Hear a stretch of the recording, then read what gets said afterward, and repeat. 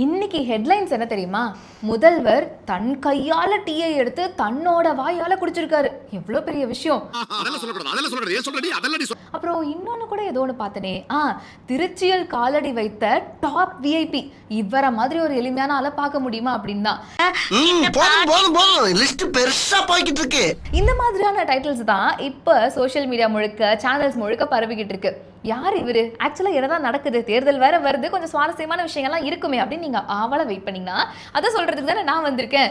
வணக்கம் and welcome to the show day today with me DD. இன்னைக்கு நாட்டில் என்ன நடக்குதுன்னு தெரிஞ்சுக்கலாமா?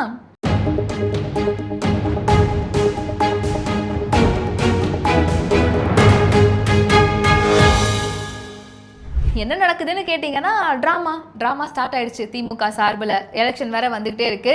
ஸோ அதனால இன்னும் கொஞ்ச நாட்கள் தான் இருக்கு அப்படின்றதுனால இப்போ பர்ஃபார்மன்ஸ் ஆரம்பிக்கிறேன் அப்படிங்கிற மாதிரி திமுகவை சேர்ந்த நிர்வாகிகள் ஒருத்தர் ஒரு பக்கம் பிரச்சாரங்களை ஆரம்பிச்சுட்டாங்க. அதில் முக்கியமாக இந்த நான் சொன்னல ஃபர்ஸ்ட் டைட்டில் அது எல்லாமே முதல்வர் மு க ஸ்டாலின் அவர்களுக்காக போடப்பட்டுக்கிட்டு வருது. திடீர்னு பார்த்தா டிஷர்ட்ஸ், ட்ராக் பேண்ட்லாம் போட்டுட்டு ரோட்ல நடக்கிறதா இருக்கட்டும், டீ கடையில் உட்காந்து டீ குடிக்கிறதா இருக்கட்டும், மக்களோட சகஜமாக பேசுறதா இருக்கட்டும், இந்த மாதிரியான ஃபோட்டோ ஷூட்ஸ், வீடியோஸ் இது எல்லாமே வெளியாகிட்டு இருக்கு. கரெக்டா கொடுத்த காசுக்கு வேலை செய்யணும் அப்படிங்கிற மாதிரி ஒரு சில முக்கியமான மீடியாக்கள் என்ன பண்றாங்கன்னா, திருச்சியில் காலடி வைத்த டாப் விஐபி அப்படி சொல்றதா இருக்கட்டும், இல்ல வந்து முக்கியமான நபர், இவரை மாதிரி எளிமையே யாரும் கிடையாது அப்படின்னு சொல்றதா இருக்கட்டும், அந்த மாதிரி நிறைய புகழ்ந்து சொல்லிக்கிட்டு இருக்காங்க. கண்டிப்பா அவர் வந்து ஒரு முக்கியமான நபர் தான். அவரை மாதிரி எளிமையான நபர்கள் யாருமே இருக்க முடியாது. நாங்கெல்லாம் வந்து ரொம்ப ஆடம்பரத்துல துள்ளிக்கிட்டு இருக்கோம் இல்லையா? அவர் மிகவும் எளிமையானவர் தான். அவருடைய சொத்து பட்டியெல்லாம் சமீபத்தில் வெளியிட்டு இருந்தாங்க. முதல்வருக்கு சொந்தமா காரு கூட இல்ல, அந்த அளவுக்கு ஒரு எளிமையான முதல்வர் தான் நமக்கு இருந்திருக்காரு அப்படின்னு நினைக்கும் போது உண்மையுமே ஆனந்த கண்ணீரே வருது அப்படின்னு சொல்லலாம்.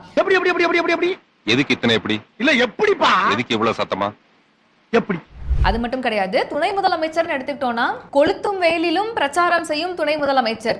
ஆமா, அவங்க கட்சியில இருக்கிறவங்க ஜெயிக்கணும்னா அவங்க பிரச்சாரம் பண்ணி தான் ஆகணும். அது வெயிலா இருந்தா என்ன, மழையா இருந்தானே, அவங்க கட்சிக்கு அவங்க தானே உழைக்கணும். இதுல என்ன கொளுத்தும் வெயில்? சரி, அதுவும் ஒரு முக்கியமான விஷயம் தான். இந்த மாதிரி வந்து தன்னுடைய கட்சிக்காக மிகவும் தீவிரமாக உழைச்சிட்டு இருக்காங்க. ஆனா இன்னொரு பக்கம் ஒரு சிலர் ரொம்ப மொக்க வாங்கிட்டு இருக்காங்க. அதுல முதல் ஆள் யாரு அப்படின்னு பார்த்தோம்னா, திரு துரைமுருகன் அவர்கள். அவருடைய தொகுதி காட்பாடியில வந்து பிரச்சாரத்தை ஆரம்பிச்சிருக்காரு. ஆனா இப்போ அவர் மேல வழக்குகள் பதிவாயிருக்கு. என்ன காரணம் அப்படின்னா, தேர்தல் விதிமுறைகளை மீறி இருக்காரு அப்படின்னு சொல்லி சென்னையில இருந்து வேலூருக்கு ட்ரெயின்ல போய் அங்க இருந்து அவருடைய பிரச்சார பயணத்தை ஆரம்பிச்சிருக்காரு. அவர் வரும்பொழுதே அவருடைய தொண்டர்கள் எல்லாம் ஆரவாரத்துல பட்டாசு அதெல்லாம் வெடிச்சு மக்களுக்கு இடையூறு ஏற்படுத்தியிருக்காங்க அப்படின்னும், பிரச்சாரத்துக்கு வர்றதுக்கு மட்டும் இந்த 4 மணி நேரம் டிராவல் டைம்னால நிறைய டிராபிக் ஜாம் ஏற்பட்டிருக்கு, இது மக்களுக்கு போக்குவரத்து பாதிப்பை ஏற்படுத்தியிருக்கு அப்படின்னு சொல்லியும் தேர்தல் விதிமுறைகளை மீறி இருக்காங்க அப்படின்னு திரு துரைமுருகன் மேலையும் அவருடைய மகனான திரு கதிரானந்தன் மேலையுமே இப்ப வந்து வழக்கு பதிவு செஞ்சிருக்காங்க. இது ஒரு பக்கம் இருக்க, இன்னொரு பக்கம் முக்கியமான விஷயம் கூட்டணி. இப்ப ஸ்ட்ராங்கா சொல்லக்கூடியது என்ன, திமுக கூட்டணி மிகவும் ஸ்ட்ராங்கா இருக்கு, பலமா இருக்கு அப்படின்னு சொல்றாங்க இல்லையா? ஆனா கூட்டணியை திமுக எந்த அளவுக்கு மதிக்குது அப்படிங்கறத இந்த இடத்துல நம்ம தெரிஞ்சுக்கலாம். இன்னொரு பக்கம் அதிமுக தானே கூட்டணி இருக்காங்க அப்படின்னு கேட்டீங்கன்னா, அதுவும் சொல்றேன், வெயிட் பண்ணுங்க. இப்போ ஒரு சின்ன கம்பேரிசன் அப்படின்னு எடுத்துக்கிட்டோம்னா, துரைமுருகன் அவர்கள் பிரச்சாரம் மேற்கொண்டுகிட்டு இருக்கப்போ விசிகாவை சேர்ந்த நிர்வாகி ஒருத்தர் வேன் மேல ஏறி இருக்கார். உடனே வந்து துரைமுருகன் அவர்கள் கோபப்பட்டு, நீ ஏன் மேலே ஏறின, கீழே இறங்கு அப்படிங்கிற மாதிரி சொல்ற வீடியோ இப்ப சோஷியல் மீடியா முழுக்க வைரல் ஆயிட்டு இருக்கு. தளபதி திராவிட முன்னேற்ற கழகத்தின் பொதுச் செயலாளர்.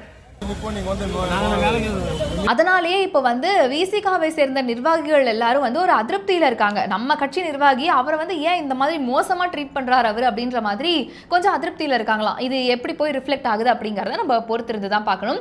இன்னொன்னு முக்கிய தகவல் என்ன அப்படின்னா, மதிமுகவிற்கு 4 சீட் ஒதுக்கப்பட்டிருக்கு இல்லையா திமுக சார்பில், அந்த 4 தொகுதிகளிலையும் மதிமுக உதயசூரியன் சின்னத்தில் தான் போட்டி போட போகிறது அப்படின்னு சொல்லியிருக்காங்க. ஸோ உங்க கட்சிக்குன்னு ஒரு தனித்துவம் இருக்குமே, ஒரு சிம்பிள் இருக்குமே, அதெல்லாம் என்ன ஆச்சு அப்படின்னு கேட்டோம்னா, அந்த கேள்வியெல்லாம் நீங்க கேட்கக்கூடாது.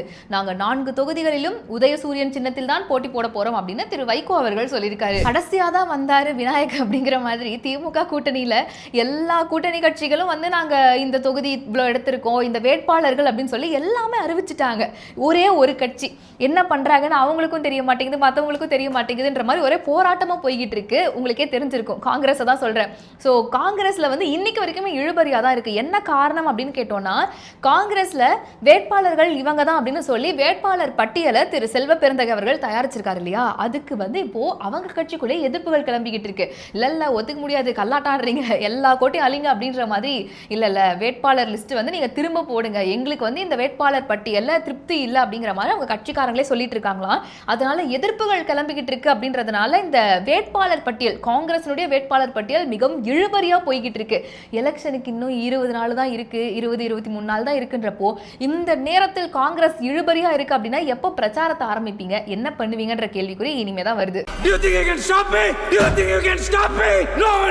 இன்னொரு பக்கம் தேமுதிகவை சேர்ந்த பிரேமலதா அவர்கள் என்ன சொல்லியிருக்காங்க, தன்னுடைய கட்சி வேட்பாளர்களுக்கான பிரச்சாரத்தை எப்போ பண்ண போறோம் அப்படிங்கிற மாதிரியான அந்த டீடைல்ஸ் வெளியிட்டு இருக்காங்க.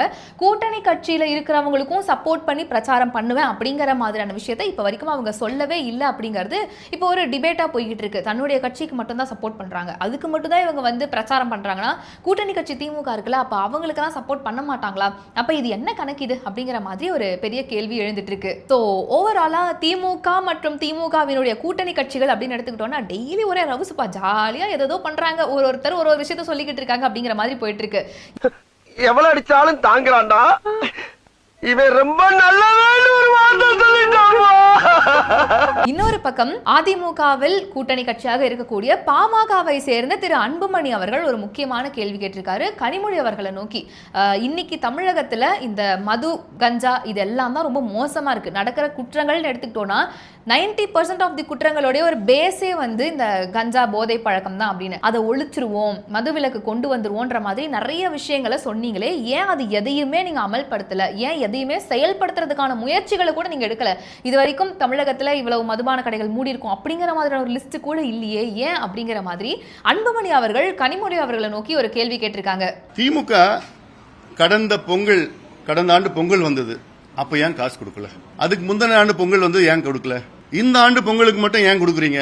தேர்தல். இது மட்டும் இல்ல, என்ன மாதிரியான முக்கியமான கொஸ்டின் கேட்டாலும் அவங்க சொல்ல போறது என்ன, மத்திய அரசு நிதி தரல அப்படின்னு. மத்திய அரசு எதுக்கெல்லாம் நிதி தரணும் தரக்கூடாது, கேட்கிற கேள்வி என்னன்னே புரியாம எது கேட்டாலும் மத்திய அரசு, அவங்களுடைய லாங்குவேஜ்ல சொல்லணும்னா அவங்க ஒன்றிய அரசுன்பாங்க. அந்த ஒரு பதில சொல்லி மட்டுமே எஸ்கேப் ஆகிட்டு இருக்காங்களே தவிர மற்றபடி மத்திய அரசை தாண்டி மக்களுக்கு ஒரு பதில் சொல்லணும் அப்படின்னா அவங்கள்ட்ட பதிலே கிடையாது அப்படிங்கறதா ரியாலிட்டி. எவ்வளவு யோசிக்க வேண்டியிருக்கு பாத்தீங்களா, அதான் பதில். பகுஜன் சமாஜ் கட்சியினுடைய தலைவரான மறைந்த திரு ஆம்ஸ்ட்ராங் அவர்களுடைய மனைவி பொற்கொடி ஆம்ஸ்ட்ராங் அவர்கள் திருவிக நகர்ல போட்டியிட போறாங்க. அதிமுகவினுடைய கூட்டணியில தான். அப்படி பார்த்தோம்னா அதுக்கு நிறைய வரவேற்பு வந்துச்சு. அதை தொடர்ந்து திருமாவளவன் அவர்களுமே இதற்கு வரவேற்பு தெரிவிச்சிருக்காரு. இவ்வளவு பிரச்சனைகளுக்கு அப்புறமாவும் முன்னின்று நான் வந்து சட்டமன்ற தேர்தலில் போட்டியிடுவேன் அப்படின்னு பொற்கொடி அவர்கள் வந்திருக்காங்க. அதுக்கு அதிமுகவும் இடம் கொடுத்திருக்கு அப்படிங்கிறது உண்மையாலுமே வரவேற்கத்தக்க விஷயம் அப்படின்னு அவர் சொல்லியிருக்காரு. அது மட்டும் இல்லை, அவர் முக்கியமா ஒரு விஷயம் குறிப்பிட்டிருக்காரு, இருப்பினும் பொற்கொடி அவர்களுடைய உயிருக்கு ஆபத்து இருக்கு அப்படின்னு. கட்சி சைட்ல இருந்து தான் ஏதாவது பிரச்சனை வரும், மிரட்டல் வரும், இல்ல நீங்க சொல்ற மாதிரி உயிருக்கு ஆபத்து வரும் அப்படின்னு பார்த்தோம்னா அவங்க இருக்கக்கூடிய கூட்டணி கட்சி வந்து அதிமுக. சோ அவங்க கிட்ட இருந்து எந்த பிரஷரும் வர போறது இல்ல. எதிராக இருப்பது திமுக அப்படின்னா ஒருவேளை திமுக கட்சியில இருந்து யாராவது மிரட்டுவாங்க நீங்க சொல்றீங்களா அப்படின்னு நான் கேட்கல. மக்கள் எல்லாரும் இப்ப கேள்வி கேட்க ஆரம்பிச்சிருக்காங்க. உயிருக்கு ஆபத்துன்னு பகிரங்கமா நீங்க இப்படி ஒரு விஷயத்த சொல்றீங்கன்னா அப்ப யாரு இந்த விஷயத்த பண்ணுவா அப்படிங்கிற மாதிரி பல கேள்விகள் எழுந்துட்டு இருக்கு. இந்த ஒரு ஸ்டேட்மெண்ட் இப்போ ஒரு சர்ச்சையான ஸ்டேட்மெண்டா மாறி இருக்கு. நீங்க ஆதரவு தெரிவிக்கிறீங்களா இல்ல மறைமுகமா மிரட்டுறீங்களா அப்படின்னு இப்ப பலரும் கேள்வி கேட்க ஆரம்பிச்சிருக்காங்க. சோ தேர்தல் களம் இந்த அளவுக்கு விறுவிறுப்பா போய்கிட்டு இருக்க நேரத்துல மக்கள் முக்கியமா சொல்றது தேர்தல் ஆணையம் நிறைய முக்கியமான விஷயங்களை குறிப்பிடணும். இப்ப சமீபத்தில் நான் சொன்னேன் இல்லையா, துரைமுருகன் அவர்கள் டிராபிக் ஜாம் பண்ணாரு அப்படின்னு. அது மட்டும் கிடையாது, உதயநிதி அவர்கள் பார்த்தோம்னா அரசு பேருந்துல ஏறி இந்த பிரச்சாரம் பண்றது இந்த மாதிரியான விஷயங்கள்லாம் பண்றாங்க. அரசு பேருந்துல மக்களை டிஸ்டர்ப் பண்ற மாதிரி ஏறி பிரச்சாரம் பண்றதுக்கு அவருக்கு முதல்ல யார் ரைட்ஸ் கொடுத்தா? இதுக்கெல்லாம் பெர்மிஷன் வாங்கினாங்களா? திமுக சார்பில் மேற்கொள்ற பிரச்சாரங்கள் எல்லாத்துக்கும் கரெக்டான பெர்மிஷன்லாம் வாங்கிட்டு தான் பண்றாங்களான்னு இப்ப மக்கள் நிறைய கேள்விகளை கேட்க ஆரம்பிச்சிருக்காங்க. இதெல்லாம் பாக்குறப்போ உங்களுக்கு என்னென்ன தோணுது அப்படிங்கறத மறக்காம கமெண்ட்ஸ்ல சொல்லுங்க. இன்னும் இந்த மாதிரி நிறைய அப்டேட்ஸ் நீங்க தெரிஞ்சுக்கணும் அப்படின்னா நம்ம பேசு தமிழா பேசு சேனலுடைய வெப்சைட் இப்போ ஆக்டிவா இருக்கு. அதோட லிங்க் டிஸ்கிரிப்ஷன்ல தரேன், மறக்காம செக் பண்ணி பாருங்க. Tata bye. உலக தமிழ் சொந்தங்களுக்கு வணக்கம். நான் ராஜவேல் நாகராஜன். பேசு தமிழா பேசு வலையொலியுடைய வளர்ச்சிக்கு நீங்களும் உறுதுணையா இருக்கணும்னு நினைச்சீங்கன்னா இந்த வீடியோடைய டிஸ்கிரிப்ஷனில் இருக்கக்கூடிய ரேசர் பே லிங்கை கிளிக் பண்ணுங்கள். அந்த லிங்க்கில் போயிட்டு உங்களுக்கு விருப்பமான தொகையை பேசு தமிழா பேசுவனுடைய வளர்ச்சிக்கு உங்களுடைய பங்களிப்பாக நீங்கள் கொடுக்கலாம். நன்றி, வணக்கம்.